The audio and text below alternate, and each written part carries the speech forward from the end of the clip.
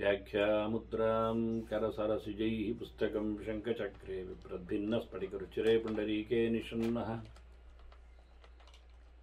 अम्लानश्रीरमृतविशदैरंशभिप्लावयन् मामाविर्भूयादनगमहिमा मानसेवागधीशः नमस्ते प्राणेश प्रणत विभवायावनिमगाः नमस्वामिन् रामप्रियतमनमन् गुरुगुण नमस्तुभ्यं भीमप्रबलतम कृष्णेष्ट भगवन् नमः श्रीमन्मध्वप्रदिश सुदृशन्नो जय जय श्रीगुरुभ्यो नमः नारायणं सुरगुरुं जगदेकनाथं भक्तप्रियं सकललोकनमस्कृतं च त्रैगुण्यवर्जितमजं विभुमाद्यमीशं वन्दे भवग्नम् अमरासुरसिद्धवन्द्यं नारायणं नमस्कृत्य नरं चैव नरोत्तमं देवीं सरस्वतीं व्यासं ततो जयमुदीरे ವೇದವ್ಯಾಸುರ ಮಹಾಭಾರತದ ಚಿಂತಕರಿಗೆ ವಂದನೆಗಳು. ಶಾಂತಿ ಪರ್ವದ 253ನೆಯ ಪ್ರವಚನ. ಭೃಗು ಋಷಿಗಳಿಂದ ಭರದ್ವಾಜರಿಗೆ ಅವರು ಕೇಳಿದಂತೆ ಆಶ್ರಮ ಧರ್ಮಗಳ ಬಗ್ಗೆ ವಿಶೇಷವಾದ ಚಿಂತನೆಗಳು. ಹೀಗೆ ಧರ್ಮರಾಜನಿಗೆ ಭೀಷ್ಮರು ಆ ಸಂವಾದವನ್ನು ತಿಳಿಸಿಕೊಡ್ತಾ ಇದ್ದಾರೆ ಅನ್ನುವುದಾಗಿ ಇತ್ತ ಸರ್ಪಸತ್ರದಲ್ಲಿ ನೆಲೆಗೊಂಡ ಜನಮೇಜಯನಿಗೆ ವೈಶಂಪಾಯನರು ಮಹಾಭಾರತವನ್ನು ಮೊತ್ತಮೊದಲ ಬಾರಿಗೆ ಪಾಂಡವರ ನಿರ್ಗಮನದ ಬಳಿಕ ಹೇಳಿದ್ದಾರೆ. ಅದನ್ನು ಮತ್ತೆ ನೈಮಿಷಾರಣ್ಯದಲ್ಲಿ ಶೌನಕರು ಉಗ್ರಶ್ರವಸ್ತು ಸುತರಿಂದ ಕೇಳಿ ತಿಳ್ಕೊಂಡು ನಮ್ಮ ಲೋಕಕ್ಕೆ ನಮ್ಮೆಡೆಗೆ ಇವತ್ತಿನೆಡೆಗೆ ಅದನ್ನು ತಂದಿದ್ದಾರೆ. ಹೀಗೆ ಬಹಳ ಅದ್ಧೂರಿಯಾದ ಚಿಂತನೆಗಳು, ಆಶ್ರಮದ ಧರ್ಮಗಳು, ಅದರಲ್ಲಿ ಬ್ರಹ್ಮಚಾರಿಯ ಬಗ್ಗೆ, ಗುರುಕುಲ ವಾಸದ ಬಗ್ಗೆ, ಗುರು ಸೇವೆಯ ಬಗ್ಗೆ ಬಹಳ ಸುಂದರವಾದ ಮಾತನ್ನು ಭೃಗು ಋಷಿಗಳು ಹೇಳಿ ಅದಕ್ಕೆ ಬೇಕಾಗಿರತಕ್ಕಂಥ ಕೆಲವು ಪ್ರಮಾಣಗಳನ್ನು ಅವರು ವಿಶೇಷವಾಗಿ ಹಳೆಯದ್ದು, ಹಿರಿಯದ್ದು, ಹಿಂದಿನದ್ದು ಉಲ್ಲೇಖ ಮಾಡ್ತಾರೆ, ಉದ್ಧಾರ ಮಾಡುತ್ತಾರೆ. ಈಗ ಗದ್ಯದ ನಡೆಯಲ್ಲಿ ಆಶ್ರಮ ಧರ್ಮಗಳ ಬಗ್ಗೆ ಭೃಗು ಋಷಿಗಳಿಂದ ಮಾತುಗಳು ಬಂದಿದ್ರೆ, ನಡುವೆ ಅವರು ಶ್ಲೋಕಗಳಿಂದ ಹಿಂದಿನ ಬೇರೆ ಕಡೆಯ ಹೊತ್ತಗೆಗಳಲ್ಲಿ, ಶಾಸ್ತ್ರಗಳಲ್ಲಿ ಬಂದಿರುವ ಮಾತುಗಳನ್ನು ಉದ್ಧಾರ ಮಾಡ್ತಾರೆ. ಶ್ಲೋಕಗಳನ್ನೇ ಇಲ್ಲಿದೆ ಈ ಮಾತು ಅಂತ ಹೇಳಿಕೊಂಡು ಭರದ್ವಾಜರು ಹೇಳುತ್ತಾರೆ. ಗುರುಂ ಯಸ್ತು ಸಮಾರಾಧ್ಯ ದ್ವಿಜಃ ವೇದಂ ಅವಾಪುನಿಯಾತ್. ಗುರುಂ ಯಸ್ತು ಸಮಾರಾಧ್ಯ, ಗುರುಗಳನ್ನು ಬಹಳ ಚೆನ್ನಾಗಿ ಪ್ರೀತಿಸಿ, ಆದರಿಸಿ, ಗೌರವದಲ್ಲಿ ಅವರಿಂದ ವೇದವನ್ನು ಕಲೀಲಿಕ್ಕೆ ಆಗ್ತದೆ, ಭಗವಂತನನ್ನು ತಿಳ್ಕೊಳ್ಳಿಕ್ಕೆ ಬರ್ತದೆ, ವಿದ್ಯೆಯನ್ನು ಸಂಪಾದನೆ ಮಾಡಲಿಕ್ಕೆ ಆಗ್ತದೆ ಅಂತ ಕೃಷ್ಣ ಹೇಳಿದಂತೆ ಗುರು ಶುಶ್ರೂಷೆ ತದ್ವಿಧಿ ಪ್ರಣಿಪಾತೇನ ಪರಿಪ್ರಶ್ನೆಯನ ಸೇವೆಯ ಅಂದಾಗೆ ಅದನ್ನು ಇಲ್ಲಿ ಸಂ ಎನ್ನತಕ್ಕಂತಹ ಒಂದು ಉಪಸರ್ಗದಿಂದ ಎತ್ತಿ ತೋರಿಸಿದ್ದಾರೆ ಭೃಗು ಋಷಿಗಳು. ತಸ್ಯ ಸ್ವರ್ಗಬಲಾವಾಪ್ತಿ, ಅದರ ಜೊತೆಯಲ್ಲಿ ಶುದ್ಧತೆ ಚಾಸ್ಯ ಮಾನಸಂ. ವಿದ್ಯೆಯನ್ನು ಕಲಿಯುವ ಮೂಲಕ 2 ಲಾಭ ಅಂತ ಹೇಳ್ತಾರೆ. ಒಂದು, ಇಲ್ಲಿಗಿಲ್ಲಿಗೆ ನಮ್ಮ ಮನಸ್ಸು ಪರಿಶುದ್ಧವಾಗ್ತದೆ, ಕೆಟ್ಟದರೆಡೆಗೆ ಹೋಗುವುದಿಲ್ಲ, ಕೆಟ್ಟ ಕರ್ಮಗಳನ್ನು ನಡೆಸುವುದಿಲ್ಲ. ಇದರಿಂದಾಗಿ ಸ್ವರ್ಗದ ಲಾಭ ಆಗ್ತದೆ. ಸ್ವರ್ಗದಲ್ಲಿಯೂ ಖಾಲಿ ಇವತ್ತಿನ ಇಲ್ಲಿನ ಇಂದ್ರನ ಅತಿಥಿಯಾಗಿರುವಂತೆ ಅಂತಲ್ಲ, ಪೂರ್ಣವಾಗಿರತಕ್ಕಂತಹ ಆನಂದವನ್ನು, ಭಗವಂತನ ಲೋಕವನ್ನು, ಮೋಕ್ಷವನ್ನು ಸಹ ಪಡೆಯಲಿಕ್ಕೆ ಆಗ್ತದೆ ಅನ್ನುವ ನೆಲೆಯಲ್ಲಿ ಗುರುಗಳ ಸೇವೆ, ವಿದ್ಯೆಯ ಸಂಪಾದನೆ ಇದು ಅತ್ಯಂತ ಎತ್ತರವಾದದ್ದು ಅಂತ ಹೇಳುತ್ತಾ, 2ನೆಯ ಆಶ್ರಮ ಅದು ಗೃಹಸ್ಥಾಶ್ರಮ. ಕಲಿತ ಬಳಿಕ ಸಮಾವರ್ತನೆ ಮಾಡಿಕೊಂಡ ಬಳಿಕ ಅದೊಂದು ಪ್ರೋಸೆಸ್ ಇದೆ.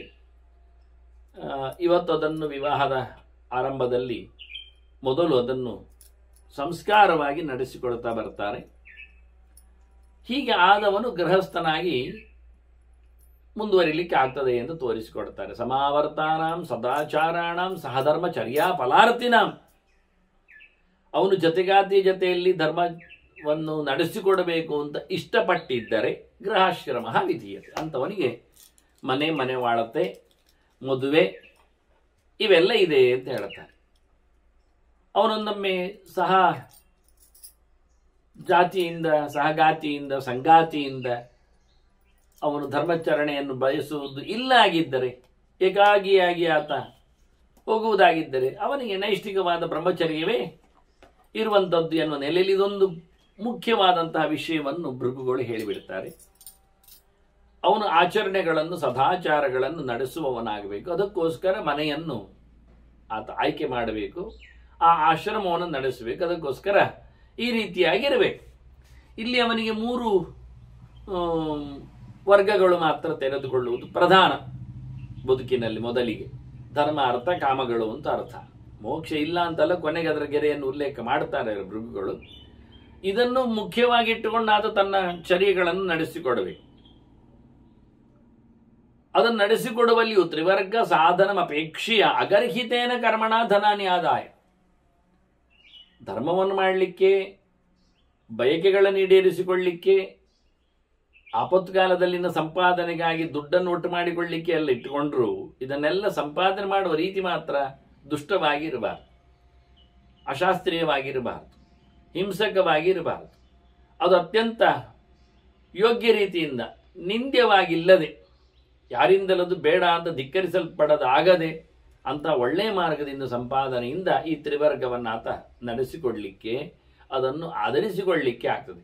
ಹೇಗೆಲ್ಲ ದುಡ್ಡು ಮಾಡಬಹುದು ಕೇಳಿದರೆ, ಸ್ವಾಧ್ಯಾಯೋಪಲಬ್ಧ ಪ್ರಕರ್ಷೇಣವ, ಚಂದ ಮಾಡಿ ಇನ್ನೊಬ್ಬರಿಗೆ ಒಳ್ಳೆಯ ರೀತಿಯಿಂದ ತಾನು ಕಲಿತ ವಿದ್ಯೆಯನ್ನು ತಿಳಿಸಿಕೊಡುವ ಮೂಲಕ, ಈಗಾಗಲೇ ಗುರುಕುಲದಿಂದ ಕಲಿತು ಬಂದಿರ್ತಾನೆ, ಅದನ್ನು ಮತ್ತೆ ಪುನಃ ತಾನು ಸಹ ವಿದ್ಯಾರ್ಥಿಗಳನ್ನು ಸಾಕುವ, ಸಲಹುವ ನೆಲೆಯಲ್ಲಿ ಅವರಿಗೆ ಪಾಠಗಳನ್ನು ತಿಳಿಸಿಕೊಡುವ ರೀತಿಯಲ್ಲಿ ಏನು ಸಂಪಾದನೆ ಮಾಡುತ್ತಾನೆ.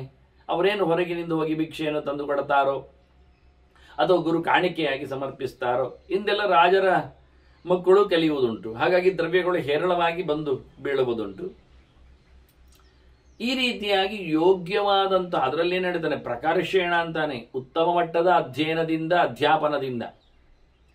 ಬಹಳ ಕಡಿಮೆ ಮಟ್ಟದ ನನಗೊಂಚೂರು ಬರ್ತದೆ, ಚೂರು ಹೇಳಿಕೊಡುವುದರಿಂದ ಏನಾಗುವುದಿಲ್ಲ.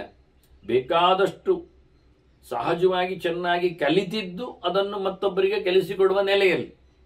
ಎಲ್ಲರಿಗೂ ಕಲೀಲಿಕ್ಕೂ ಸಿಗುವುದಿಲ್ಲ, ಅಷ್ಟು ಧಾರಣೆಯಾಗಲಿ, ಅಷ್ಟು ಅವರಲ್ಲಿ ಯೋಗ್ಯತೆ ಆಗಲಿ ಇರುವುದಿಲ್ಲ. ಅದನ್ನು ಮತ್ತೊಬ್ಬರಿಗೆ ತಿಳಿಸಿಕೊಡುವಲ್ಲಿಯೂ ಕೆಲವರು ಸೋಲ್ತಾರೆ, ಕಲಿತಿದ್ದರೂ ಸಹ. ಹಾಗಾಗಿ ಕಲಿಯದೆ ಕಲಿಸಿಕೊಡುವುದು ತಪ್ಪು.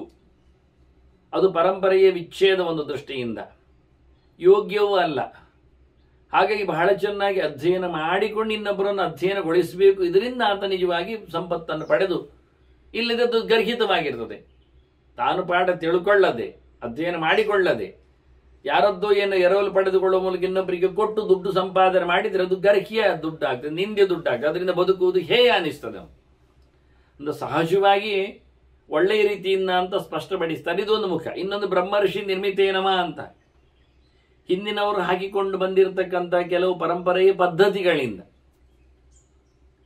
ಋಷಿಗಳ ಜಾಡಿನಂತೆ ಕಾಡು ಮೂಲಗಳಲ್ಲಿ ಏನೋ ಸಂಪಾದನೆ, ಗೆಡ್ಡೆ ಗೆಣಸುಗಳನ್ನು ಆಯ್ದು ತಂದು ಅದರಲ್ಲಿ ಕರ್ಮಾಂಗಗಳನ್ನು ನಡೆಸುವ ಮೂಲಕ. ಇಲ್ಲ ಅದ್ರಿಸಾರಗತೇನವ ಅಂತಾರೆ. ಬೆಟ್ಟದ ತಪ್ಪಲಿನಲ್ಲಿ ಹೋಗಿ ಬೆಟ್ಟದ ಬುಡದಲ್ಲಿ ನಿಂತು ಅಲ್ಲಿರತಕ್ಕಂಥ ಸಂಪತ್ತುಗಳನ್ನೆಲ್ಲ, ಖನಿಜಗಳು, ಮುತ್ತುರತ್ನಗಳು, ಇವುಗಳಿಂದ ಎಲ್ಲ ಸಮುದ್ರದಲ್ಲಿ ಕೂತು ಏನೋ ಹೊರಗಿನಿಂದ ಎಲ್ಲೋ ತಾನೇ ಹೋಗಿಕೊಂಡು, ಯಾರದ್ದು ಅಲ್ಲದೆ ತಾನೇ ಸಂಪತ್ತನ್ನು ತಂದುಕೊಂಡು ಅದನ್ನು ಎಕ್ಸ್ಚೇಂಜ್ ಮಾಡಿಕೊಂಡು, ವ್ಯಾಪಾರ ವ್ಯವಹಾರ ಮಾಡಿಕೊಂಡು ತನಗೆ ಬೇಕಾದ ಸಂಪತ್ತುಗಳಿಂದ ಮನೆ ಮಾಳತೆಯನ್ನು ನೋಡಿಕೊಳ್ಳು. ಇಲ್ಲ ಹವ್ಯ ಕವ್ಯ ನಿಯಮಾಭ್ಯಾಂ ದೈವತ ಪೂಜಾ ಸಮಾಧಿ ಪ್ರಸಾದ ವಿದ್ಯುಪಲಬ್ಧೇರಮ, ಹೋಮ ಹವನಗಳನ್ನು ಮಾಡುವುದು, ಯಾರದ್ದರಾದರೂ ಹೋಮ ಹವನ ವಹಿಸಿಕೊಳ್ಳುವುದು, ಅಲ್ಲಿ ಬಂದಿರತಕ್ಕಂಥ ದಾನ ದಕ್ಷಿಣೆಗಳಿಂದ, ಅಥವಾ ಪಿತೃಮೇಧಗಳನ್ನು ವಹಿಸಿಕೊಳ್ಳುವುದು, ಅಲ್ಲಿ ನಡೆಸಿಕೊಳ್ಳುವುದು. ಈ ಪೂರ್ವ ಪ್ರಯೋಗ, ಅಪರ ಪ್ರಯೋಗ, ಶ್ರಾದ್ದ ಇತ್ಯಾದಿ ಕರ್ಮಗಳು, ಹೀಗೆ ಯಾವುದಾದರೂ ಹೋಮ ಹವನದ ಪದ್ಧತಿಗಳಿಂದ ಅದು ವಿದ್ಯುಕ್ತವಾದಂಥ ನೆಲೆಯಲ್ಲಿ ನಡೆಸಿಕೊಟ್ಟು, ಸುಮ್ಮನೆ ಅವರನ್ನು ಗೊತ್ತಿಲ್ಲದೆ ಕಣ್ಣಿಗೆ ಮಣ್ಣಾಕಿಕೊಂಡು ಸ್ವಾಹ ಸ್ವಾಹ ಮಾಡಿ ಇವನು ಸ್ವಾಹ ಮಾಡುವುದಲ್ಲ. ಅದನ್ನು ಕ್ರಮಬದ್ಧವಾಗಿ ನಡೆಸಿಕೊಟ್ಟು ಅದರಲ್ಲಿಯೂ ಭಗವಂತನ ಸಮಾರಾಧನೆಯಿಂದ ಪಡೆದ, ಅವನ ಚಿಂತನೆಯಿಂದ ಸಂಪಾದನೆಯಾಗಿರುವಂಥದ್ದು. ಮತ್ತೆ ಕೇವಲ ಮನುಷ್ಯನ ಪ್ರೀತಿಗೋಸ್ಕರ ಮಾಡಿದ ಕರ್ಮಾಚರಣೆಗಳಲ್ಲ. ಅಲ್ಲಿ ಭಗವದೆಚ್ಚರದಿಂದ ನಡೆಸಿಕೊಡತಕ್ಕಂಥ ಕರ್ಮಗಳು ಬೇಕು. ಹೀಗೆ ಮಾಡಿದ ಕೆಲಸಗಳಿಂದ ಇದೊಂದು ಧಾರ್ಮಿಕ ಕ್ರಿಯೆ ಅಂತ ಹೇಳಬಹುದು. ಅದರಿಂದ ಸಂಪಾದನೆ ಮಾಡಿದ ದುಡ್ಡಿನಿಂದಲೂ ಆತ ಮನೆ ಮಾಳತೆಯನ್ನು ನಡೆಸಲಿಕ್ಕೆ ಬರ್ತದೆ ಅಂತ. ಮುಖ್ಯವಾಗಿ ಏನು ಕೇಳಿದರೆ ಸರ್ವಾಶ್ರಮಾಣ ಮೂಲಂ ಅಂತಾರೆ. ಗೃಹಸ್ಥಾಶ್ರಮ ಎನ್ನುವುದು ಎಲ್ಲ ಆಶ್ರಮಗಳಿಗೂ ಮೂಲ.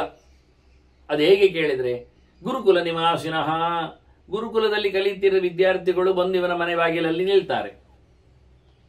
ಆದ್ರಿಂದ ಬ್ರಹ್ಮಚರ್ಯ ಆಶ್ರಮದವರಿಗೂ ಗೃಹಸ್ಥಾಶ್ರಮ ಅವರ ಆಶ್ರಯ, ಅವರ ಮನೆ ಬೇಕು ಅಂತ ಆಯ್ತಾ, ಅವರ ಅಂಗಳ ಬೇಕಾಗತ್ತಾ. ಪರಿವ್ರಾಜಕ, ಇನ್ನು 4ನೇ ಆಶ್ರಮ ಸನ್ಯಾಸಿಗಳದ್ದು.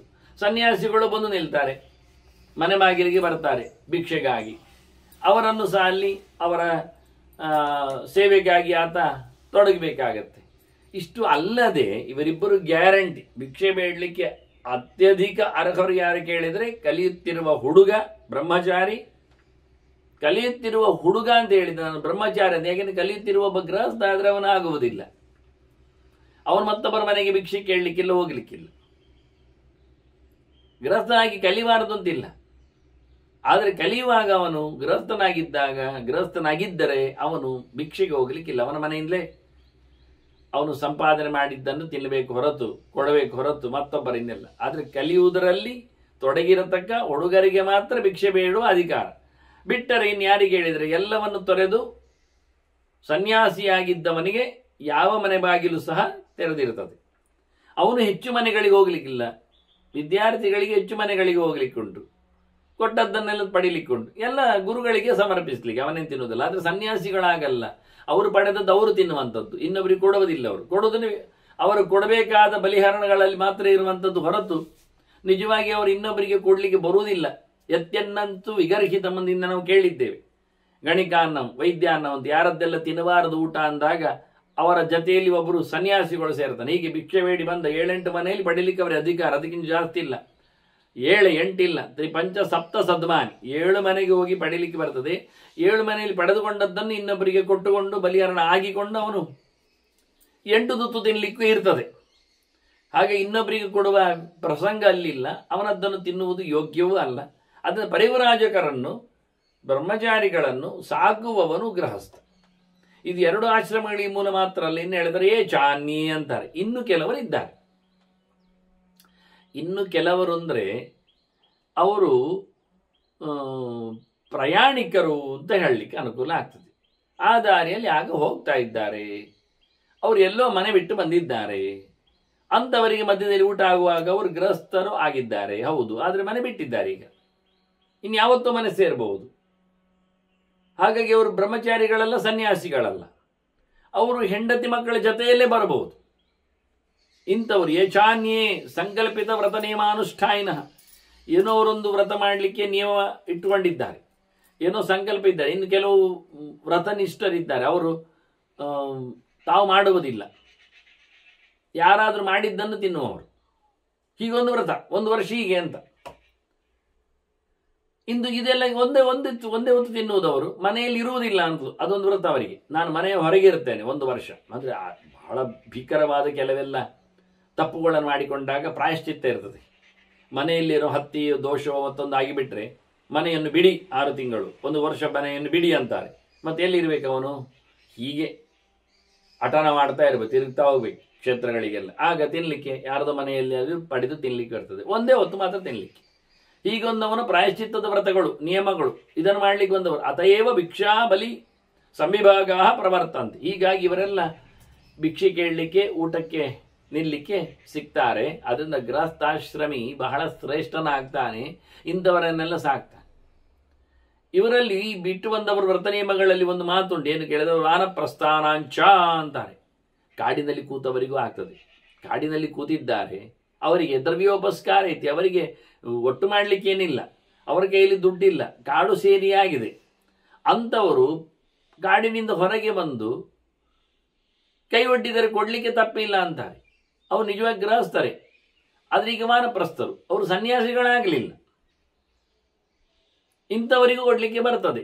ಪ್ರಾಯಶಃ ಕಲವೇತೆ ಸಾಧವ ಸಾಧುವತ್ಯಾಶ್ನ. ಇವರು ಸುಮಾರಾಗಿ ಒಳ್ಳೆಯವರೇ ಆಗಿರ್ತಾರೆ, ಅವರೇನು ಕಳ್ಳರು ದರೋಡೆಕೋರರು ಎಲ್ಲ ಆಗಿರುವುದಿಲ್ಲ. ಅವರು ಸಾಧನೆ ಮಾಡುವವರು ಆಗಿದ್ದಾರೆ. ಮತ್ತೆ ಸಾಧುಪತ್ಯಾಶನ, ಅವರು ಯಾರ್ಯಾರದ್ದು ಏನೇನೋ ತಿನ್ನುವುದಿಲ್ಲ, ತಿರುಗುವುದಿಲ್ಲ. ಅವರು ಯೋಗ್ಯರಾದವರಿಂದ ಊಟ ಬೇಕು ಅಂತ ಅನಿಸ್ತದೆ. ಹಾಗಾಗಿ ತಿಳಿದು ಅವರು ಮನೆ ಬಾಗಿಲಿಗೆ ಬಂದು ನಿಲ್ತಾರೆ. ಏನಾದರೂ ಕೊಡಿ, ನೀವೇನು ಕೊಟ್ಟರು ತಿಂತೇನೆ, ಇವತ್ತು ಅಷ್ಟೇ ಸಾಕು ನನಗೆ ಅಂದುಕೊಳ್ಳುವವರು ನಾನು ಕೇಳಿದ್ದೇನೆ, ನೋಡಿದ್ದೇನೆ. ಇದು ನನ್ನ ವ್ರತ ಅಂತಾರೆ ಅವರು. ಹಾಗೆ ಅಂಥವ್ರು ಬರ್ತಾರೆ. ಸ್ವಾಧ್ಯಾಯ ಪ್ರಸಂಗಿನ, ಕೆಲವರು ಕಲಿಯುವವರು. ನಾನಾಗಿ ಹೇಳಿದೆ, ಗೃಹಸ್ಥರಾದ ನಂತರವೂ ಕಲೀಲಿಕ್ಕೆ ಬರ್ತದೆ. ಈಗ ಅವನಿಗೆ ಮನೆಯವರೆಲ್ಲ ಹೋಗಿದ್ದಾರೆ, ಸನ್ಯಾಸಿ ಆಗಲಿಲ್ಲವ, ಆದರೆ ಓದಲಿಕ್ಕೆ ಉಂಟು ಅವನಿಗೆ, ಎಲ್ಲಿ ಓದ್ಕೊಂಡು ತಿರುತ್ತಾ ಇದ್ದಾನೆ. ಹಾಗೆ ವಾನಪ್ರಸ್ಥನಾಗಿ ಓದಿಕೊಂಡಿದ್ದವನಿಗೂ ಊಟ ಹಾಕಲಿಕ್ಕೆ ಬರ್ತದೆ. ತೀರ್ಥಾಭಿಗಮನ ದೇಶ ದರ್ಶನಾರ್ಥಂ ಪೃಥ್ವೀಂ ಪರ್ಯಟಂತಿ. ಇನ್ನು ಕೆಲವರು ತೀರ್ಥಯಾತ್ರೆಗೆ ಹೋಗುವವರು ಇದ್ದಾರೆ. ನಡ್ಕೊಂಡು ಹೋಗುವುದು ಅಂತ ಸಂಕಲ್ಪ ಮಾಡಿರ್ತಾರೆ. ಆದ್ದರಿಂದ ಹೇರಿಕೊಂಡು ಹೋಗಲಿಕ್ಕೆ ಬಂಡಿಯೋ ದ್ರವ್ಯವೋ ಇರುವುದಿಲ್ಲ ಅವರಿಗೆ. ಏಕಾಂಗಿಯೋ ಅಥವಾ ಅರ್ಧಾಂಗಿ ಸಹಿತವೋ ಅಥವಾ ಫ್ಯಾಮಿಲಿ ತುಂಬಿಕೊಂಡೋ ಹೋಗ್ತಾರೆ. ಹೋಗುವವರು ದಾರಿಯಲ್ಲಿ ಕೈ ಹಿಡಿತಾರೆ, ಕೈ ಒಡ್ಡುತ್ತಾರೆ, ಕೊಡ್ಲಿಕ್ಕೆ ಬರ್ತದೆ, ತಿನ್ಲಿಕ್ಕೆ ಆಗ್ತದೆ. ಏನಪ್ಪ ಸಂಕಟ ನಿನಗೆ? ಮಾತಾಡಲಿಕ್ಕಿಲ್ಲ. ಅವರಾಗೊಂದು ಮಾಡಿಕೊಂಡಿದ್ದಾರೆ, ಇಷ್ಟು ಸಮಯದವರೆಗೆ ನಾನು ತೀರ್ಥಾಟನೆಯಲ್ಲಿದ್ದೇನೆ. ತೀರ್ಥ ಅಭಿಗಮನ ದೇಶ ದರ್ಶನಾರ್ಥಂ, ತೀರ್ಥಕ್ಷೇತ್ರಗಳನ್ನು ನೋಡಲಿಕ್ಕೆ, ಒಳ್ಳೆಯ ಕ್ಷೇತ್ರ ದರ್ಶನ ಮಾಡಲಿಕ್ಕೆ ಹೋಗ್ತಾ ಇದ್ದಾರೆ ಅವರು. ಹಾಗಾಗಿ ಪೃಥ್ವಿಯನ್ನು ತಿರುಗ್ತಾ ಇದ್ದಾರೆ, ಊರೂರು ತಿರುಗ್ತಾ ಇದ್ದಾರೆ. ಇಂಥವರಿಗೂ ಊಟ ಹಾಕ್ಲಿಕ್ಕೆ ಬೇಕು. ದೇಶಾಂ ಪ್ರತ್ಯುತ್ಥಾನ ಅಭಿಗಮನ ಅಭಿವಾದನ ವಾಚ್ಯ ಶ್ರೋತ್ರಮುಖ ಆಗಿ ಅವರೆಲ್ಲ ಹೇಳ್ತಾನೆ. ಅಂಥವರಿಗೆಲ್ಲ ಬರುವಾಗ ಚಂದ ಮಾತಾಡ್ಬೇಕು. ಅವರನ್ನು ಅನಸೂಯವಾಗಿ ಪ್ರಧಾನ ಅಂತಾರೆ. ಅವರನ್ನು ನೀವು ಬೇಸರಿಸಿಕೊಂಡು ಏನೀಗಲೇ ಗಟ್ಟಿಮುಟ್ಟಾಗಿರುವಾಗಲೇ ತೀರ್ಥಕ್ಷೇತ್ರ ಸಂಚಾರವ, ಏನು ಪೂರ್ತಿ ತಿಂದು ಕೊಬ್ಬಿಕೊಂಡು ಬರುವುದು ಅಂತ ಹೊರಟದ್ದ? ಹಾಗೇನು ಯಾವಾಗ ಮನುಷ್ಯ ಸಾಯ್ತಾನೆ, ಎಂಥ ಗಟ್ಟಿಯವನು ಸಾಯ್ತಾನೆ, ಎಂಥ ಮುದುಕನು ಬಹಳಷ್ಟು ಕಾಲ ಬದುಕ್ತಾನೆ. ಹಾಗಾಗಿ ನಾವು ಏನನ್ನು ಮೂದಲಿಸದೆ ಇಂಥವ್ರು ದಿನ ಬರ್ತಾರೆ ಈ ದಾರಿಯಲ್ಲಿ, ಅದು ಮಾತಾಡಲಿಕ್ಕಿಲ್ಲ ನಾವು. ಅದು ನಮ್ಮ ಹಣೆ ಬರಹ, ಆ ದಾರಿಯಲ್ಲೇ ನಮ್ಮ ಮನೆ ಆಗ್ಲಿಕ್ಕೆ ಹೋಗಿ. ಆದ್ರಿಂದ ಅದು ಹೇಳಲಿಕ್ಕಿಲ್ಲ. ಬರುವಾಗ ಅವರನ್ನು ಎದ್ದು ನಿಂತು ಗೌರವಿಸಬೇಕು, ಬರ್ಲಿಕ್ಕೆ ಹೇಳ್ಬೇಕು. ಅವರು ಮತ್ತೆ ಅವರಿಗೆ ನಾಚಿಕೆ ಆಗ್ತದೆ. ನಾವು ಹೋಗ್ತಾ ಇರೋದು ಕಾಣ್ತದೆ, ಅವರನ್ನು ಬಹಳಷ್ಟು ಸೋತಿರ್ತಾರೆ, ಸೊರಗಿರ್ತಾರೆ. ಆದರೆ ನಮಗೆ ಎಲ್ಲಿಯಾದರೂ ಸಂಕೋಚ ಆಗುತ್ತಾ, ಕೊಡ್ಲಿಕ್ಕೆ ಇಲ್ಲ ಆಗಿಬಿಡುತ್ತಾ, ಪಾಪ ಅವ್ರು ಏನು ತಿಳ್ಕೊಳ್ತಾರಂತ ಅವ್ರು ಮಾತಾಡೋದಿಲ್ಲ, ಕೇಳುವುದಿಲ್ಲ. ಆದರೆ ಅವ್ರು ಬರ್ತಾ ಇದ್ದಾರೆ, ಹೋಗ್ತಾ ಇದ್ದಾರೆ, ತಿರುಗಾಟದವರು, ದೇಶ ಸಂಚಾರದವರು, ತೀರ್ಥಕ್ಷೇತ್ರ ಹೊರಟವರು ಅಂಥದ್ದು ಗೊತ್ತಾಗಿಬಿಟ್ರೆ ನಾವೇ ಅವರನ್ನು ಕರ್ಕೊಂಬರ್ಬೇಕು. ತೇಷಾಂ ಪ್ರತ್ಯುತ್ಥಾನ ಅಭಿಗಮನ ಅಭಿವಾದನ. ಬನ್ನಿ ಸ್ವಾಮಿ, ಮಧ್ಯಾಹ್ನ ಬರ್ತಾ ಇದ್ದೀರಿ, ತಿರುಗ್ತಾ ಇದ್ದೀರಿ, ತೀರ್ಥಕ್ಷೇತ್ರ ಯಾವ ಕ್ಷೇತ್ರಕ್ಕೆ ಹೊರಟಿ, ಯಾವ ಕ್ಷೇತ್ರದಿಂದ ಬಂದಿರಿ, ಎಷ್ಟು ಸಮಯಗಳಾಗಿವೆ, ಯಾರೆಲ್ಲ ಸಿಕ್ಕಿದ್ದಾರೆ ಎಲ್ಲ ಕೇಳಿಕೊಂಡವರ ಹತ್ರ ಮಾತಾಡಿಕೊಂಡು ಅವರಿಗೆ ಸುಖ ಶಯ್ಯಾಸನ, ಒಳ್ಳೆ ಮಲಗಲಿಕ್ಕೆ ಸ್ವಲ್ಪ ಹೊತ್ತು, ಒಳ್ಳೆ ಕೂತ್ಕೊಳ್ಳಿಕ್ಕೆ ಒಳ್ಳೆ ಅನುಕೂಲ ಆಗುವ ಹಾಗೆ, ಒಳ್ಳೆ ಊಟ ಮತ್ತು ಅವ್ಯವಹಾರ ಸತ್ಕ್ರಿಯೆ, ಅವರಿಗೆ ಬೇಕಾದ ತಿಂಡಿ ತಿನಿಸುಗಳ ವ್ಯವಸ್ಥೆ, ಇದನ್ನೆಲ್ಲ ಮಾಡಿಕೊಳ್ಳಲಿಕ್ಕೆ ಉಂಟಂತಾರೆ. ಅವನು ಹೊತ್ಕೊಂಡು ಹೋಗುದಾರೆ ಒಂದಿಷ್ಟು ಕೊಡಲಿಕ್ಕೆ, ಅವನಿಗೆ ಒಂದು ಗೆಡ್ಡೆ ಗೆಣಸುಗಳನ್ನು. ಇನ್ನು ಮುಂದಿನ ಪಯಣ ಬಹಳ ದೂರದಲ್ಲಿ, ಇನ್ನು ಕೆಲವು ಮನೆ ಅಂತಾದರೆ ಮೈಲುಗಟ್ಟಲೆ ಹೋಗ್ಲಿಕ್ಕಿದ್ರೆ, ದಿನಗಟ್ಟಲೆ ಸಾಯುವುದಾದರೆ, ಕಳೆಯುವುದಾದರೆ ಅದಕ್ಕೆ ಬೇಕಾದ ವ್ಯವಸ್ಥೆ. ಬಂದು ಬಹಳ ಸಮಯ ಆದ್ದರಿಂದ ಇಲ್ಲೇ ಮಲಗ್ತೇನೆ, ಆಯಿತು, ಚಾವಡಿ ಜಗ್ಗಲಿ ವ್ಯವಸ್ಥೆ, ಗಾಳಿ ಹಾಕಬೇಕು ಇವನಿಗೆ ಕೂತ್ಕೊಂಡು, ಇವೆಲ್ಲ ಹೇಳಿದ್ರು. ಇದೆಲ್ಲ ಅತ್ಯಂತ ಪ್ರಶಸ್ತವಾದಂತಹ ಗೃಹಸ್ಥಾಶ್ರಮಣ ದೊಡ್ಡ ವ್ಯವಸ್ಥೆ. ಯಾವತ್ತೋ ಮನೆ ಬಿಟ್ಟಿದ್ದೇವೆ, 4-6 ವರ್ಷಗಳಾಗಿವೆ ಮನೆ ಬಿಟ್ಟು ಸ್ವಾಮಿ ಅಂತಾರೆ ಕೆಲವರು. ನಮ್ಮ ಊರು 300-500 ಮೈಲು ದೂರದಲ್ಲಿದೆ ಅಂತಾರೆ ಅವರು. ಬೆಟ್ಟ ಗುಡ್ಡ ನದಿ ಅದನ್ನೆಲ್ಲ ದಾಟಿಕೊಂಡು, ಹಿಂದೆಲ್ಲ ಸೇತುವೆ ಇಲ್ಲ, ಮಳೆಯನ್ನು ನಿಲ್ಲಿಸಿ ಅದು ಹೋದ ಬಳಿಕ ನದಿಗೆ ಇಳಿದು ಬರಬೇಕು ಅವರು. ನಡುವೆ ನದಿಗಳು ತೋಡುಗಳು ಎಲ್ಲ ಅಡ್ಡಾದ್ರೆ, ಕಾಡು ದಾರಿಗಳೆಲ್ಲ ಸಿಕ್ಕಿದಾಗ 10-6 ಜನ ಬರುವವರೆಗೆ ಕಾಯಬೇಕು, ಒಳಗೆ ಹೋಗುವಂತಿಲ್ಲ. ಈ ರೀತಿಯಾಗಿ ಬಹಳ ಸಮಯ ಆಗಿ ಮನೆ ಬಿಟ್ಟು ಬಂದವರು ಇರ್ತಾರೆ. ಅಂಥವರಿಗಾಗಿ ಮನೆ ಎನ್ನುವುದು ಬಹಳ ದೊಡ್ಡದಾದಂತಹ ನಿಲುದಾಣ ಅನಿಸ್ತದೆ ಅಂತ ಹೇಳ್ತಾನೆ. ಮನೆಗೆ ಬಂದವ, ಬೇಕು ಕೇಳಿಕೊಂಡವ, ಏನು ನಮ್ಮಿಂದ ಸಿಗದೆ ನಿರೀಕ್ಷೆಗಿಂತ ಆತ ಅಸಬಲನಾಗಿ ಹೋದರೆ ಬಹಳ ದೊಡ್ಡ ಆಪತ್ತು, ಡೇಂಜರ್. ಅತಿಥಿರ್ಯಸ್ಯ ಭಗ್ನಾಶಃ ಗೃಹಾತ್ ಪ್ರತಿ ನಿವರ್ತತೆ ಸತಸ್ಯ ದುಷ್ಕೃತಂ ದತ್ವ ಪುಣ್ಯಮಾದಾಯ ಗಚ್ಚತಿ. ಒಂದೊಮ್ಮೆ ಅತಿಥಿ ಮನೆಗೆ ಬಂದವ ಏನೂ ಇಲ್ಲದೆ ಆಸೆ ಭಗ್ರನಾಗಿ ಒಂದೊಮ್ಮೆ ಹೊರಟೋದ್ರೆ ಅವನು ಮಾಡಿಕೊಂಡಿರತಕ್ಕಂಥ ಪಾಪುಗಳ, ತಪ್ಪುಗಳ, ಹೆಚ್ಚು ಕಡಿಮೆಗಳ ವ್ಯವಸ್ಥೆಯನ್ನಿಲ್ಲೇ ಬಿಟ್ಟು ನಾವು ಮಾಡಿಕೊಂಡಿರತಕ್ಕಂಥ ಮನೆ ಮಂದಿಯ ಪುಣ್ಯವನ್ನೆಲ್ಲ ಹೊತ್ಕೊಂಡು ಹೋಗ್ತಾನೆ. ಅವನ ಪಾಪ ಎಲ್ಲಿ ಬೀಳುತ್ತದೆ? ನಮ್ಮ ಪುಣ್ಯ ಅಲ್ಲಿ ಹೋಗ್ತದೆ. ಹಾಗಾಗಿ ಅತಿಥಿ ಬಂದಾಗ ಅವನನ್ನು ಪುರಸ್ಕರಿಸಿ ಸಂತೋಷಗೊಳಿಸಿ ಕಳುಹಿಸಿಕೊಟ್ರೆ ಅತ್ಯಧಿಕವಾದ ಪುಣ್ಯದ ಲಾಭ ಇದೆ, ನಮ್ಮ ಎಲ್ಲ ಪಾಪಗಳ ನಿವೃತ್ತಿ ಇದೆ. ಅತಿಥಿ ಬಂದು ಹೋದರೆ, ಸಂತೋಷದಿಂದ ತೆರಳಿದರೆ ಪಾಪಗಳು ಹೋಗಿಬಿಡುತ್ತವೆ, ಪುಣ್ಯಗಳು ವೃದ್ಧಿ ಆಗ್ತವೆ. ಅತಿಥಿ ಒಂದೊಮ್ಮೆ ಬಹಳಷ್ಟು ಕಷ್ಟದಲ್ಲಿ ನೊಂದುಕೊಂಡು ಮನೆ ಅಂಗಳದಿಂದ ಹೊರಟು ಹೋದರೆ ಅವನ ಪೂರ ಪಾಪಗಳು ಇಲ್ಲಿ ಉಳಿತಾವೆ, ನಾವು ಮಾಡಿರತಕ್ಕ ಪುಣ್ಯಗಳೆಲ್ಲ ಹೋಗ್ತವೆ. ಅದರಿಂದ ಅತಿಥಿ ಭಗವಂತನೇ ವಿಶೇಷವಾದಂತಹ ಇಚ್ಛೆಯಿಂದ ಅವನಲ್ಲಿ ನೆಲೆಗೊಂಡು ಬಂದಿದ್ದಾನೆ ಅಂತ ಅರ್ಥ ಅಂತ ಬಹಳ ಸುಂದರವಾಗಿ ಆ ಮಾತನ್ನು, ಅಂದರೆ ಗೃಹಸ್ಥಾಶ್ರಮ ಇರಬೇಕಾಗಿರತಕ್ಕಂತಹ ಒಂದು ಜವಾಬ್ದಾರಿ, ಅವನ ಹೆಚ್ಚಳ, ಇದೆರಡನ್ನೂ ಉಲ್ಲೇಖ ಮಾಡಿದ್ದಾರೆ. ಅಪಿಚಾತ್ರ ಯಜ್ಞಕ್ರಿಯಾಭಿಹಿ ದೇವತಾ ಪ್ರಿಯಂತೆ. ಇವರು ಮಾಡಿರತಕ್ಕಂಥ ಮನೆ ಇದ್ದ ತಕ್ಷಣ ಹೋಮ ಹವನ ಆಗ್ತಾ ಇರ್ತದೆ, ಏನೋ ಒಂದು ಸತ್ಕಾರ್ಯಗಳು ನಡೀತಾ ಇರ್ತವೆ. ಹೀಗಾಗಿ ಅಗ್ನಿಮುಖದ ಸಮಾರಾಧನೆಯಿಂದ ದೇವತೆಗಳಿಗೆಲ್ಲ ತುಂಬ ಖುಷಿ ಆಗ್ತದೆ. ಬಗೆ ಬಗೆಯ ಯಜ್ಞಗಳು, ಆಯಾ ಕಾಲದಲ್ಲಿ ಬರತಕ್ಕಂಥ ವ್ರತಗಳು, ಹಬ್ಬಗಳು, ಇವುಗಳ ನೆಲೆಯಲ್ಲಿ ಮಾಡಿರ್ತಕ್ಕಂಥ ದೇವತಾ ಸಮಾರಾಧನೆಗಳು, ಎಲ್ಲ ದೇವತೆಗಳಿಗೆ ಖುಷಿ. ನಿವಾಪೇನ ಬಿತರ, ಇನ್ನು ತಂದೆ ತಾಯಿಗಳ ಕರ್ಮಾಂಗಗಳನ್ನು ನಡೆಸಿಕೊಡ್ತಾನೆ. ಮನೆಯಲ್ಲಿ ಹಿರಿಯರು ಹೋದವರ ಕಥೆಯನ್ನೆಲ್ಲ ಅವನು ತಿಳಿಸ್ತಾನೆ. ಅದಕ್ಕೆ ಅನುಗುಣವಾಗಿ ಅವರ ಸ್ಮರಣೆ ದಿನಗಳನ್ನೆಲ್ಲ ಆಚರಿಸ್ತಾನೆ. ಪಿಂಡ ಪ್ರದಾನಾದಿಗಳನ್ನು ಮಾಡ್ತಾನೆ, ಬ್ರಾಹ್ಮಣ ಭೋಜನ ಮಾಡ್ತಾನೆ, ತರ್ಪಣಾದಿಗಳನ್ನು ನೀಡ್ತಾನೆ. ಇದರಿಂದ ಪಿತೃಲೋಕಗಳಿಗೆ ತೃಪ್ತಿ ಆಗ್ತದೆ, ಅವರು ಖುಷಿ ಪಡ್ತಾರೆ. ವೇದ ವಿದ್ಯಾಭ್ಯಾಸ ಶ್ರವಣಧಾರಣೇನ ಋಷಯ, ನಿರಂತರವಾಗಿ ಕಲಿತದ್ದನ್ನು ಮರೆತು ಬಿಡಲಾರದು ಅಂತ ಹೇಳುವ ನೆಲೆಯಲ್ಲಿ ವೇದ ಪಾರಾಯಣ ಮಾಡ್ತಾನೆ, ಪುರಾಣ ಚಿಂತನೆ ನಡೆಸ್ತಾನೆ, ಬಂದವರಿಗೆ ಒಂದಿಷ್ಟು ತಾನು ಕಲಿತ ವಿದ್ಯೆಗಳನ್ನೆಲ್ಲ ಹೇಳಿಕೊಡ್ತಾನೆ. ಹೀಗೆ ಇನ್ನೊಬ್ಬರಿಗೆ ಕಿವಿಗೆ ಕೇಳಿಸ್ತಾನೆ ಎಲ್ಲ ಅಂತ ಆದರೂ. ಹೀಗೆ ತಾನು ತಿಳ್ಕೊಳ್ಳುವ ಮೂಲಕ, ಮತ್ತೊಬ್ಬರಿಗೆ ತಿಳಿಸಿಕೊಡುವ ಮೂಲಕ, ಸನಾತನ ಧರ್ಮಗಳನ್ನು ಪ್ರತಿಷ್ಠೆಗೊಳಿಸುವ ಮೂಲಕ, ಭಗವಂತನ ಎಚ್ಚರವನ್ನು ಸಂಪಾದನೆ ಮಾಡುವ ಮೂಲಕ ಅವನು ಖಂಡಿತವಾಗಿಯೂ ಸಹ ಋಷಿಗಳಿಗೆ ಇಷ್ಟನಾಗ್ತಾನೆ, ಅವರ ಅನುಗ್ರಹಕ್ಕೆ ಪಾತ್ರ ಆಗ್ತಾನೆ, ಋಷಿಋಣದಿಂದ ಮುಕ್ತನಾಗ್ತಾನೆ. ಹೀಗೆ ದೇವಋಣದಿಂದ, ಪಿತೃಋಣದಿಂದ, ಋಷಿಋಣದಿಂದ, ಬರತಕ್ಕ ಅತಿಥಿಗಳಿಗೆ ಕೊಡತಕ್ಕಂಥ ಊಟೋಪಚಾರಗಳಿಂದ, ಮನುಷ್ಯಋಣದಿಂದ, ಹೊರಗೆ ಹಾಕತಕ್ಕಂಥ ಕೆಲವು ಬಲಿಹರಣಾದಿಗಳಿಂದಾಗಿ ಭೂತ ಋಣದಿಂದಲೂ ಸಹ ಆತ ನಿಜವಾಗಿ ದೂರನಾಗ್ತಾನೆ. ಅದರೊಟ್ಟಿಗೆ ಮುಖ್ಯವಾಗಿ ಅಪತ್ಯೋತ್ಪಾದನೇನ ಪ್ರಜಾಪತಿ ಇತಿ.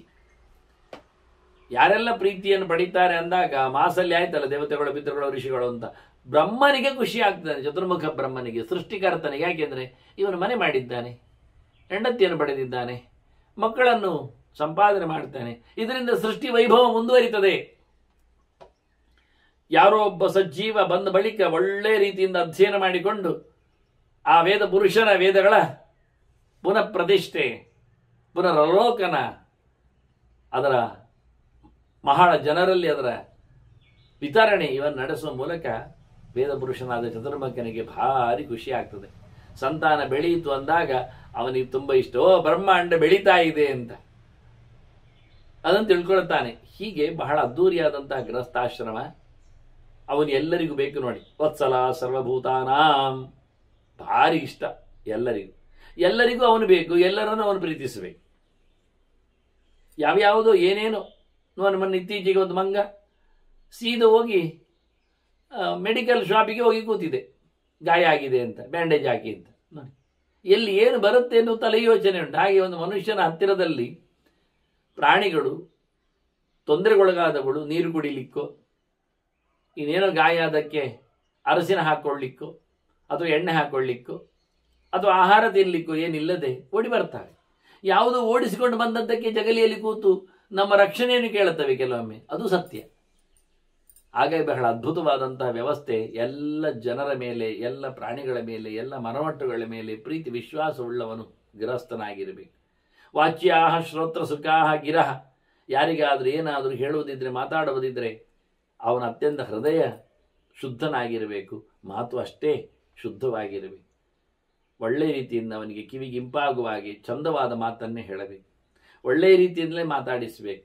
ಪರಿವಾದ ಅಪವಾದೌಚ ಪಾರುಷ್ಯಂಚಾತ್ರ ಗರ್ಹಿತ, ಅವನು ಹಾರ್ಷ್ ಆಗಿ ಮಾತಾಡಬಾರದು, ರ್ಯಾಶ್ ಆಗಿ ವರ್ತಿಸಬಾರದು, ಯಾರೊಬ್ಬರನ್ನು ಚಾಡಿ ಹೇಳ್ತಾ ಕೂತ್ಕೊಳ್ಬಾರ್ದು, ಇನ್ನು ಯಾರ ಮೇಲೂ ಏನೋ ಅಪವಾದವನ್ನು ಹೊರಿಸಿ ಸಂಭ್ರಮಿಸಬಾರದು, ಸುಳ್ಳುಗಳನ್ನು ಹೇಳಲಿಕ್ಕೆ ಹೋಗಲೇಬಾರದು.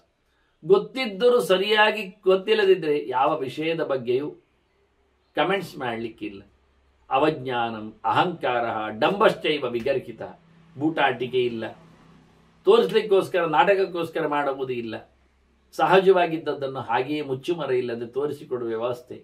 ಗರ್ವ ಪಡಬಾಡ್ಲಿಕ್ಕಿಲ್ಲ, ತಾನೇ ಮಾಡಿದೆ ಅನ್ನತಕ್ಕಂಥ ಬೀಗಿಕೊಳ್ಳಿಕ್ಕಿಲ್ಲ, ಅಹಂಕಾರ ಪಡಲಿಕ್ಕಿಲ್ಲ, ಜೊತೆಯಲ್ಲಿ ಯಾರನ್ನು ನಿಂದೆ ಮಾಡಲಿಕ್ಕಿಲ್ಲ, ಅವಹೇಳನೆ ಮಾಡಲಿಕ್ಕಿಲ್ಲ, ಸಣ್ಣದಾಗಿ ಅಂಡರ್ ಎಸ್ಟಿಮೇಟ್ ಅದು ತಪ್ಪು. ಈ ರೀತಿಯಾಗಿರುವಂಥದ್ದು ಮನೆವಾಳತೆ ಗೃಹಸ್ಥನ ಧರ್ಮಗಳು.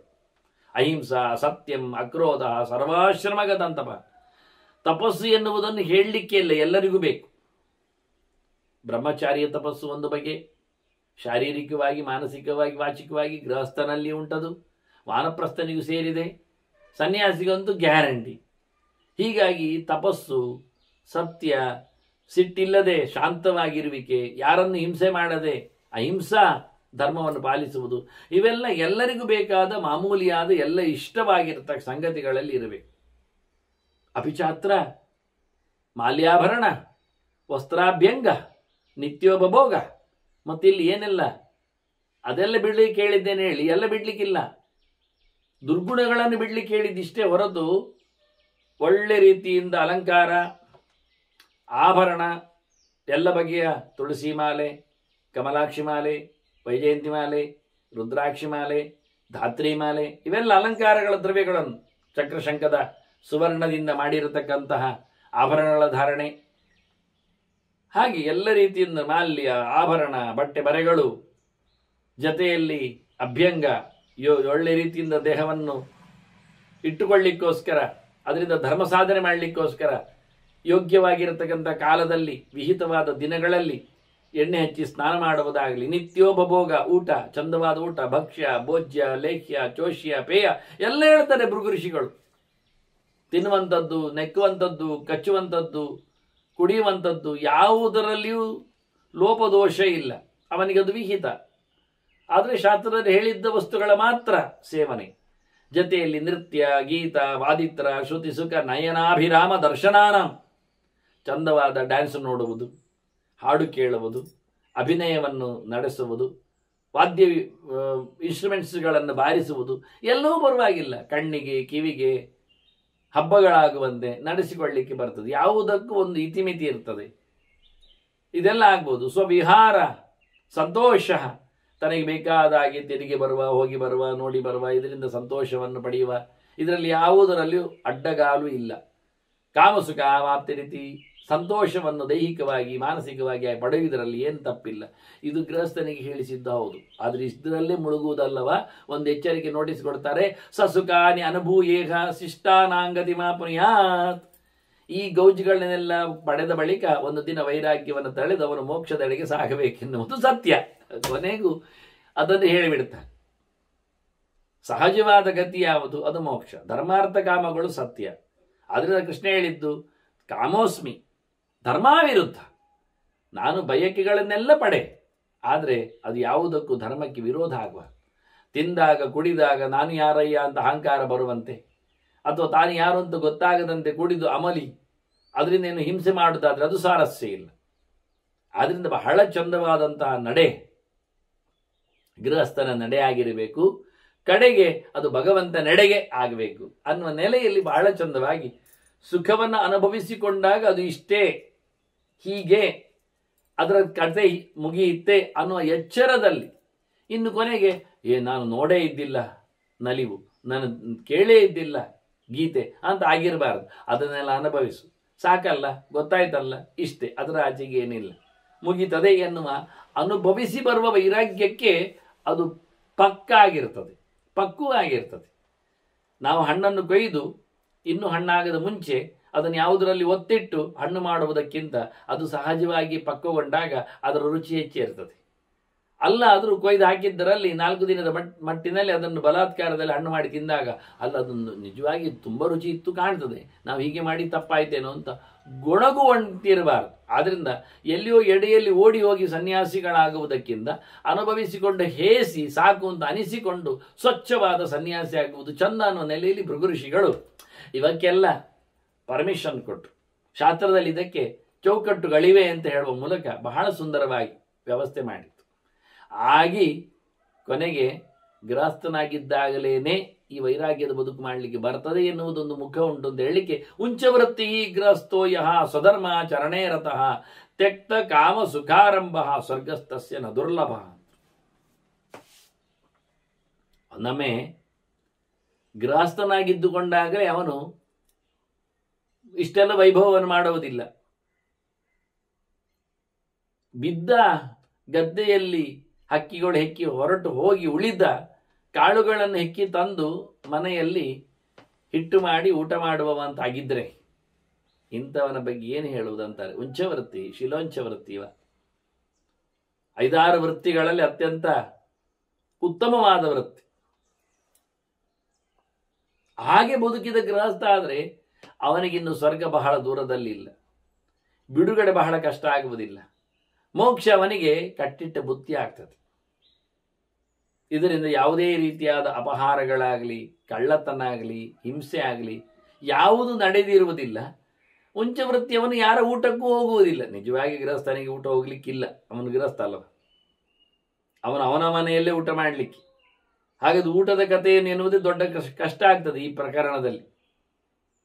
ಉಂಚವೃತ್ತಿಯವಂತೂ ಕಟಾವು ಮಾಡಿ ಬಿದ್ದ ಉಳಿದ ಹೆಕ್ಕಿಯುವ ಸಮಯದಲ್ಲಿ ಹೋಗಿ ಹೆಕ್ಕಿ ತಂದ ಕಾಳುಗಳ ಜೊತೆಯಲ್ಲಿ ಊಟ ಮಾಡುವ ಅಂದಾಗ ಅವನ ಬಗ್ಗೆ ಏನು ಹೇಳುವ. ಅದರಲ್ಲಿ ಅವನು ಸ್ಟಾಕ್ ಮಾಡಿಕೊಳ್ಳಿಕ್ಕಿಲ್ಲ, ನಾಳೆಗೆ ಹೀಗಿರುವಾಗ ಎಷ್ಟೋ ದಿನ ಊಟವೇ ಇಲ್ಲ ಅವನಿಗೆ, ಕಾಳೆ ಇಲ್ಲದ ದಿನ ಇರ್ತದೆ, ನೀರು ಕುಡಿದು ಬದುಕಬೇಕು ಅವನು. ಇಂಥ ಗೃಹಸ್ಥ ಬಹಳ ಅದ್ಭುತವಾದ ಭಗವಂತನ ಧರ್ಮವನ್ನು ಆಚರಿಸುವ ಮೂಲಕ ಅತ್ಯಂತ ಎತ್ತರದ ಇದು ವೃತ ಮುಂಚಶಿಲಂ ಪ್ರೋಕ್ತ ಮೃತವೃತ್ತಿ. ಇದು ಅಮೃತಂ ಯದಯಾಚಿತಂ, ಅಮೃತ ವೃತ್ತಿ ಬೇಡದೆ ಬರುವಂಥದ್ದು, ಕೇಳದೆ ಕೊಟ್ಟದ್ದು ತಿನ್ನುವುದು.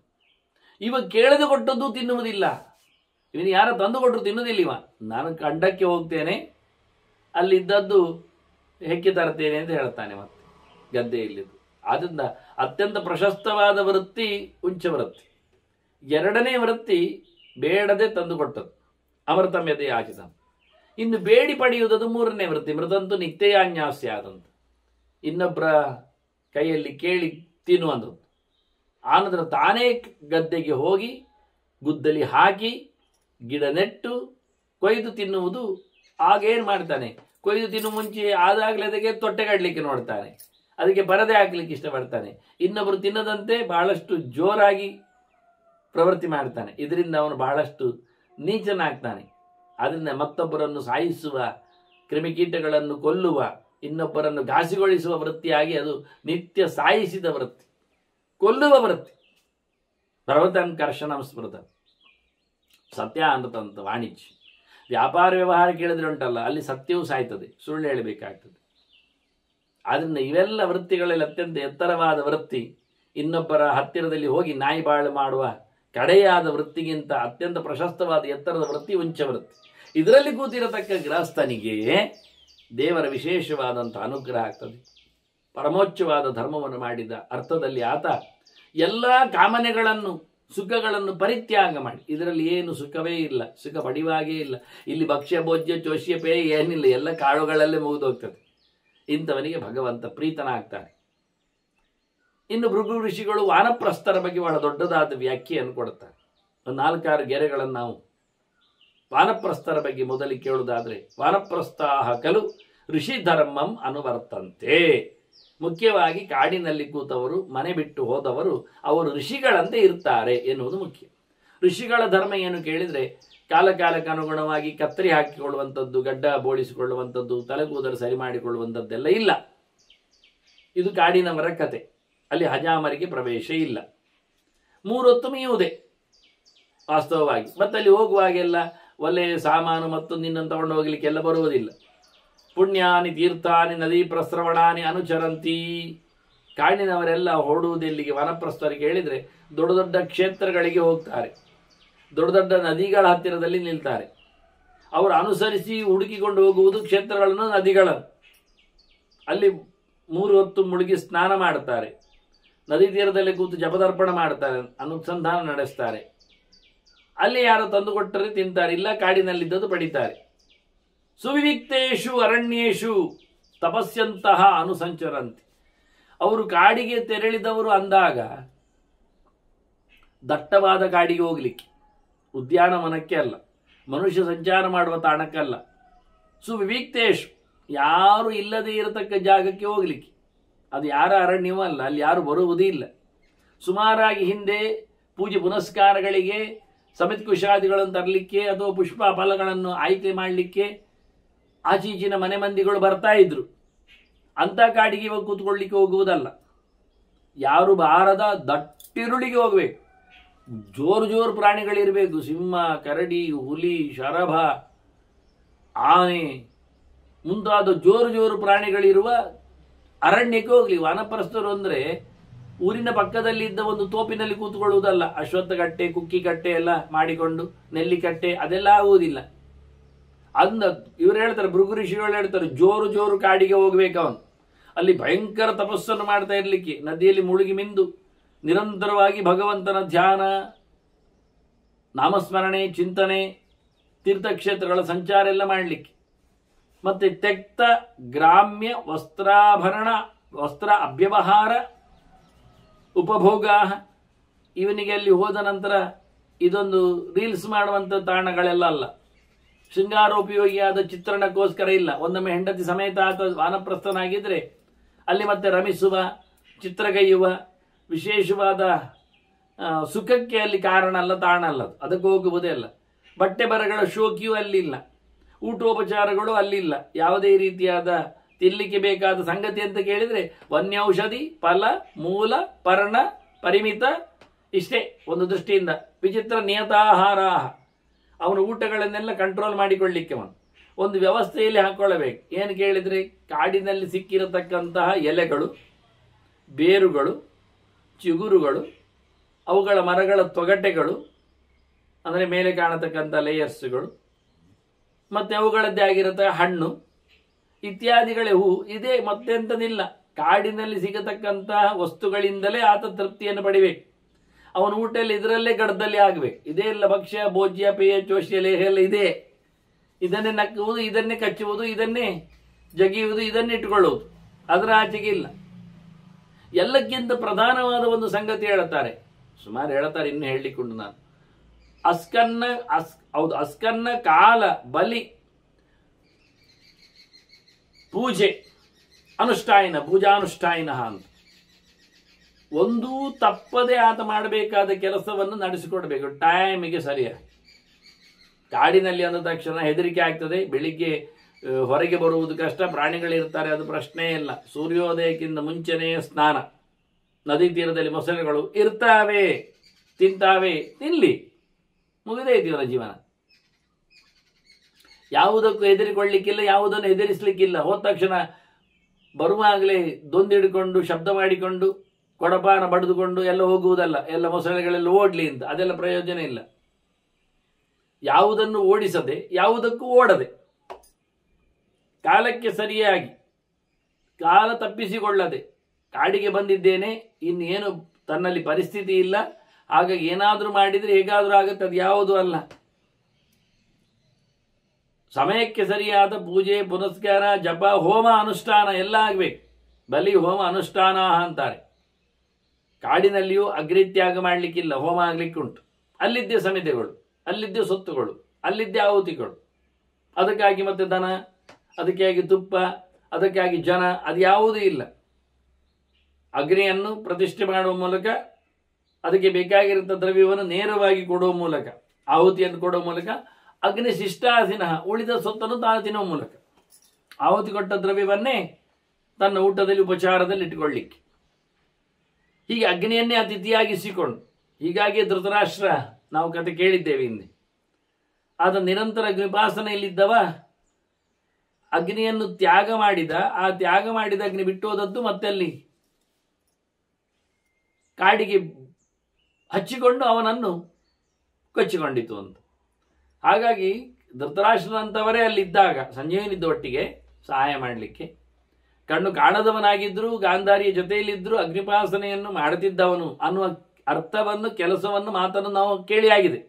ಮುಂದೆ ಬರುವ ಕತೆ ಆಶ್ರಮ ವಾರ್ಷಿಕ ಪರ್ವ, ಶಾಂತಿ ಪರ್ವದ ನಂತರದಲ್ಲಿ. ಆದರೂ ನಾವು ಅದನ್ನು ಮೊದಲು ಕೊನೆಗೆ ಶಾಂತಿ ಪರ್ವ ಕೇಳಿ ಇಟ್ಟುಕೊಂಡದ್ರಿಂದ ಆ ಕಥೆಗಳನ್ನೆಲ್ಲ ಕೇಳಿಕೊಂಡು ನಾವು ಜಿತ ಮಾಡಿ ಆಗಿದೆ. ಹೀಗಾಗಿ ಅಸ್ಕನ್ನ ಕಾಲ ಬಲಿ ಭುಜಾ ಹೋಮ ಅನುಷ್ಠಾನ ಅಂತ ಹೇಳುವ ಮೂಲಕ ಪ್ರತಿನಿತ್ಯವೂ ಸಹ ತಪ್ಪದೆ